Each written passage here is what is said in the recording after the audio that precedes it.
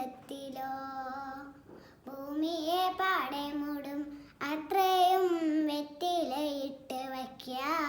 കുഞ്ഞിളമ്മാവേ കഥ കേട്ട് മെല്ലെ മിളി പോത്ത് മാവിൻ ചൂടിൽ